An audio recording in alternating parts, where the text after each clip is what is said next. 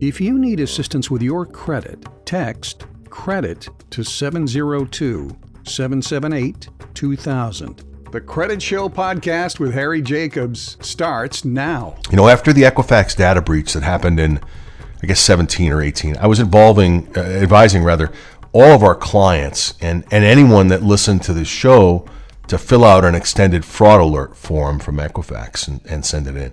That data breach from Equifax, by the way, it affected 167 million people. That was 2/3 of the country that was affected by that.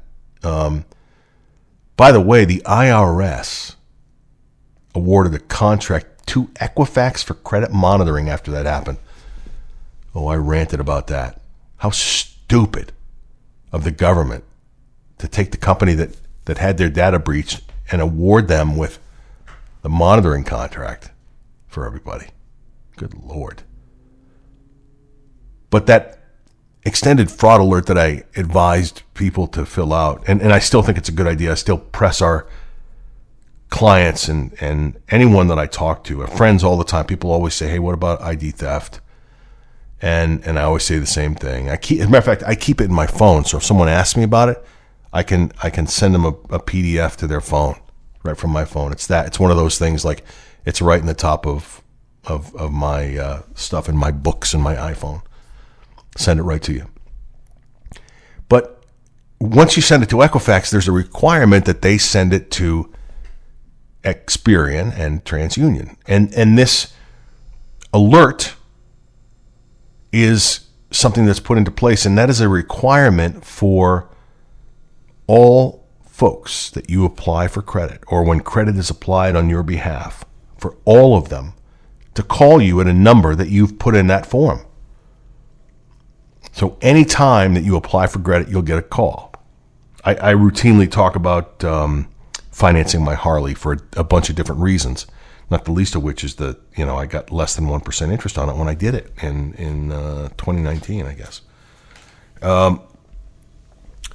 But the story I tell is that, I obviously have the extended fraud alert on my credit. So I knew that when I filled out the credit app that my phone was going to ring, and sure enough, I filled it out, and within a minute and a half or something, I got a phone call from a number I didn't recognize. I picked it up, and it was Harley Davidson asking if I had applied for credit. They asked me a bunch of information from my credit report that only I would know. And then they said, okay, fair enough. And I hung up and waited for them to make their decision and, went and did the deal. But that's the protection you get when you do that. You don't need, LifeLock for that. You just have to fill out the extended fraud alert. You go download it online. You don't need me for that. Just Google up extended fraud alert for credit report. And if you send it to one, everyone will get it. But here's the issue with identity theft. And there are a couple of things that happen. We got an identity theft issue, and then we got a hacking issue. Those are two separate things. So, anywhere, 12 to 15 million people a year are victims of identity theft. Checking things beyond your credit is also very important. But when you look at the identity theft aspect of things, when someone goes and opens up an account in your name, credit card or anything else, the extended fraud alert stops that, number one. But for the purposes of this discussion, if you have this happen to you, if someone's opened up an account, it's one of the easiest things we do is fix it. People all the time are in such a panic when it happens, and I get it. It's a violation. But the reality is one of the easiest things we do is deal with identity theft, and it's not expensive to have us deal with it. A couple of steps we have to take, and this is another one of those things where, because of the law, because of the Fair Credit Reporting Act, if the credit bureaus and the creditors don't stop the reporting once you have reported the identity theft in the right way, then we can sue them. And again, you're not paying for a lawyer. Those legal fees are being paid for by the folks that you are suing. So you are the plaintiff. The defendants are the credit bureaus and the creditors. And this is an important thing, right? It's a way that you can be violated and perhaps held responsible. I know people that have been sued on debts, things they never even opened, right? But because they buried their head and they never looked at the credit report, they never saw it, they didn't realize until it was too late that they were getting sued. So that's one piece of that. That's the ID theft stuff. If you've got a problem with that, I want you to pick up the phone and call us, or you know someone that we can fix that quickly. Generally 30 to 45 days, we fix ID theft.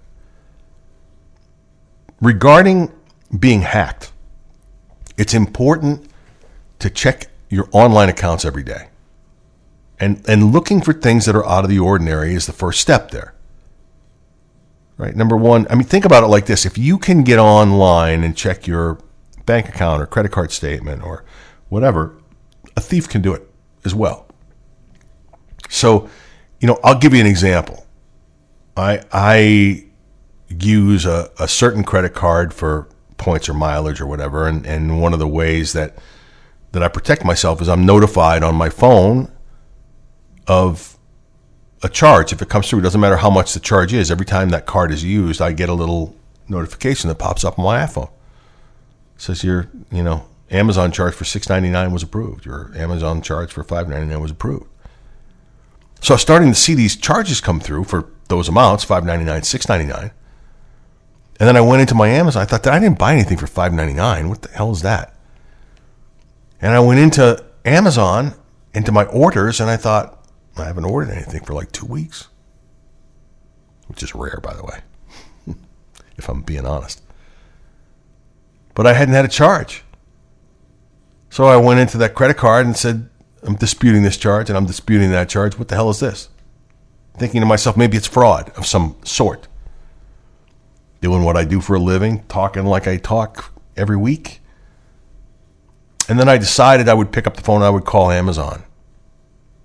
They're like Apple. They're generally so easy to deal with. It's amazing how easy Apple is when you get to their tech support.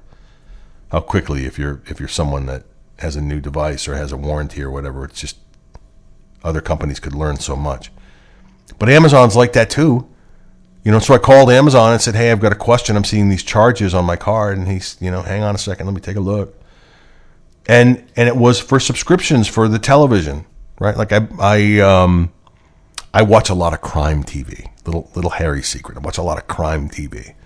And I think, the procedurals are so much better, the ones that are done, in Europe and the BBC stuff. If you're like I love Criminal Minds, but if you like that kind of show, there's a million of them on BritBox and the other one, I can't remember, Acorn. Anyway, my little thing. But the thing about those is, they're add-ons. So it's $5.99 a month for BritBox for me. And I didn't realize that, they were showing up like that. Now I get notified of those charges when they pop up. But, I learned that when he came back to the phone call, that those charges were for BritBox and Acorn. I thought, oh, okay, fair enough. So I had to call the credit card company and say, don't dispute those charges. I know what they are. And that was that. But that's what I'm saying. I'm suggesting to you is be vigilant about those things, because small charges like that, and sometimes they can be as little as $1, but small charges like that you're not aware of can be things that will lead to a hacking of your account. I don't feel stupid after telling you that story. It's just, it's part of being vigilant. And $6 or $5 isn't going to break one of those companies. I'm sure I didn't get credited on it ultimately anyway. But there are no dumb questions. If you see something on your credit report and it doesn't make sense to you, then question it. You've been listening to the Credit Show podcast with Harry Jacobs. If you need assistance with your credit, text CREDIT to 702-778-2000.